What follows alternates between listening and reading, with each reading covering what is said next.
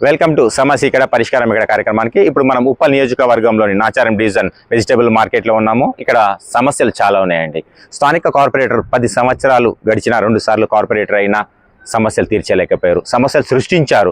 ఇక్కడ మొత్తం ఈ మార్కెట్ వాళ్ళు అంటున్నారు కార్పొరేటర్ పుణ్యం అని చెప్పి ఈ పైపులు ఈ చెత్త ఇవన్నీ మున్సిపల్ వాళ్ళు ఇక్కడ నేసిపోతున్నారంట. అందంగా తీర్చిదిద్దాల్సిన మార్కెట్ను అధ్వాన్నంగా తయారు చేశారు. వాళ్ళ కార్పొరేటర్ బాధ్యత కదా, కార్పొరేటర్ చూసుకుంటలేరా, ఎమ్మెల్యే గారు చూసుకుంటలేరా? ఎమ్మెల్యే గారు కూడా పట్టించుకోరు.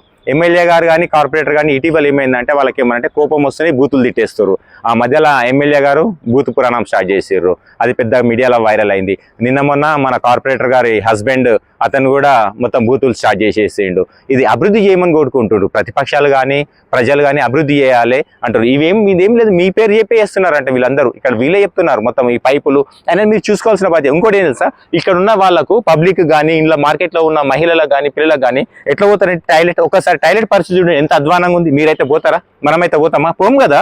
మళ్ళీ ఇలా వీళ్ళ పాలకంటే ఇదేనా? 10 సంవత్సరాల నుంచి మీరు పాలించింది ఇదేనా? ఇక్కడ పాములు మొత్తం ఆవాసం అంట, మొత్తం పాములు ఉంటాయంట. ఎట్లా పోతారండి?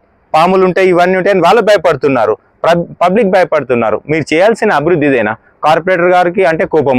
ఎవరికైనా ఏమంటారు, కాంగ్రెస్ నాయకులు మాత్రం ఏమంటారంటే అభివృద్ధిలో మేము నంబర్ 1 సీఎం రేవంత్ అన్న కోట్ల డబ్బు ఇస్తున్నామన్న ఉప్పల్ నియోజకవర్గానికి అంటారు. మళ్ళీ కోట్ల డబ్బు ఎక్కడ పోతుందండి? ఇదేంది? ఏ ప్రతిపక్ష నాయకులు లేరా? ఇవన్నీ చూసుకోరా? ఇవన్నీ మళ్ళీ ప్రశ్నించారా? మీరు ఖాళీ బోరింగ్ల కోసము ఆ చిన్న చిన్న వాటి కోసం గొడవలు పడడం, తిట్టుకోవడం, సోషల్ మీడియాలో అవలోలు మీరు ఫేమస్ చేసుకొని కానీ ప్రజల సమస్యలు తీర్చండి. ఇక చూడండి మీకు ఎట్లా కనిపిస్తుంది? ఇది బాగుందా? ఈ చెత్త ఇది ఎంత గలీజ్ ఉంది. మార్కెట్ ఇట్లుంటుందా? ఈ నియోజకవర్గం అభివృద్ధి అంటే ఇదేనా? ఎమ్మెల్యే గారికి ఇదేనా పర్యవేక్షిస్తారు? కార్పొరేటర్ల పర్యవేక్షణ ఇదేనా? బీఆర్ఎస్ కార్పొరేటర్లే కదా. ఇలా ఇంకా కాంగ్రెస్ నాయకులు కంటెస్టెడ్, అందరు కంటెస్టెడ్ ఎమ్మెల్యే, కంటెస్టెడ్ కార్పొరేటర్ పేర్లు పెట్టుకుంటూ ఉంటారు. మీ సమస్యల మీద ప్రశ్నించకుంటే ఎవరు ప్రశ్నిస్తారండి? ప్రజలకు ఎట్లుంటుంది? ఆ ట్యాంకులు నీళ్ళు వేస్ట్ పోతున్నాయి. ఈ టాయిలెట్ల పరిస్థితి ఇంత దారుణంగా ఉంటాయి. మహిళలు ఎట్లా పోతారు, పిల్లలు ఎట్లా పోతారు? పాములు తిరుగుతున్నాయంట. ప్రాణాలకు విలువ ఉందండి, విలువ తీసేయకండి ప్రాణాలకు. ఇలా పోవాలంటే వీళ్ళు చీకట్లో ఇట్లా పోతారు.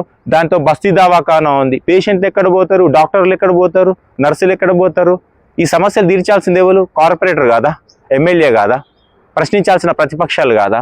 ఏది ఏమైనా ప్రజల సమస్యని తీర్చడానికి ప్రయత్నించండి. ఇలా చెత్త చేసి వీటిని ఎన్ని సంవత్సరాలండి ఇవి ఉంటే? ఇట్లా 10 సంవత్సరాలు గడిచి వస్తుందంట.